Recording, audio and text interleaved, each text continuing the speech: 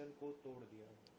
तो आप इस सरकार का दोगला चरित्र देखिए कि कल 55 सांसदों का हस्ताक्षर करा के और एक डेलीगेशन जब मिलने उनसे गया था सांसदों का, तो वहां नहीं मिलने दिया मोदी जी की सरकार ने। और आज मंत्री गए मिलने, कोई बात नहीं, क्योंकि सबको उनके स्वास्थ्य की चिंता थी, सबकी अपील थी कि वो अपना अनशन खत्म करें।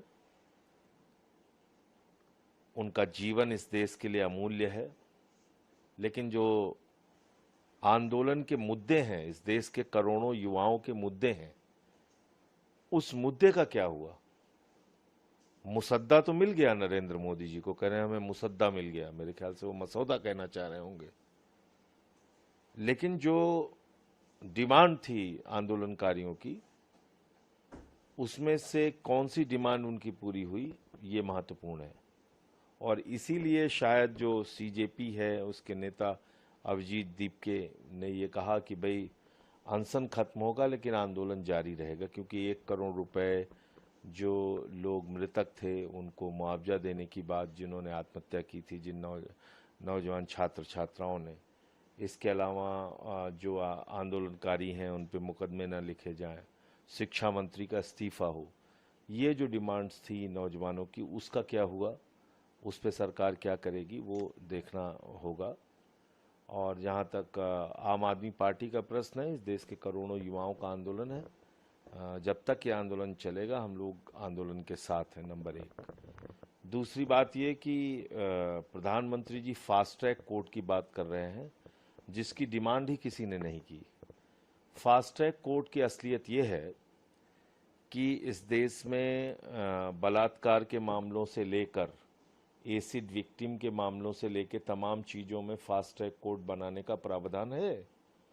लेकिन पॉक्सो के मामले में फास्ट ट्रैक कोर्ट है, लेकिन उसमें भी सालों साल न्याय मिलने में लग जाता है, क्योंकि जब जांच एजेंसियां सही समय पे सबूत नहीं देंगी तो कार्रवाई कैसे करेगी कोर्ट।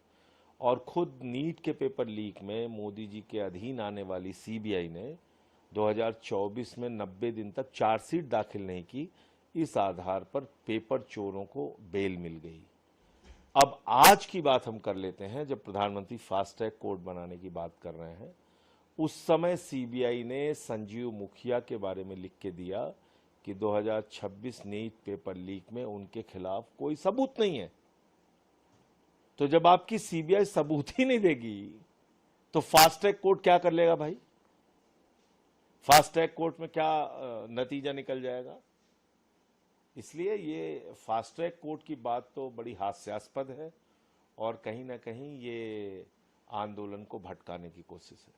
सर, प्रधानमंत्री ने एक वीडियो संदेश जारी करते हुए मैं उसी वीडियो संदेश की ही बात कर रहा हूँ जो उन्होंने जारी करके बोला है कि हम फास्ट ट्रैक कोर्ट बनाएंगे और ये करेंगे वो करेंगे। ऐसी तो कोई डिमांड छात्रों की थी नहीं।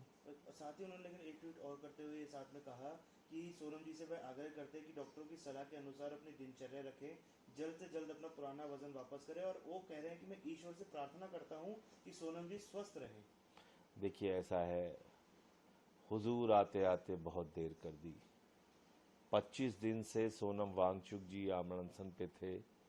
प्रधानमंत्री को उनकी सुध लेने की फुर्सत नहीं मिली। पूरी दुनिया की सैर उन्होंने की, मेलोडी चॉकलेट उन्होंने खाई, लेकिन एक व्यक्ति अपना जीवन दांव पे लगा के नौजवानों का मुद्दा उठा रहा था, उसके बारे में बातचीत करने की फुर्सत प्रधानमंत्री को नहीं थी।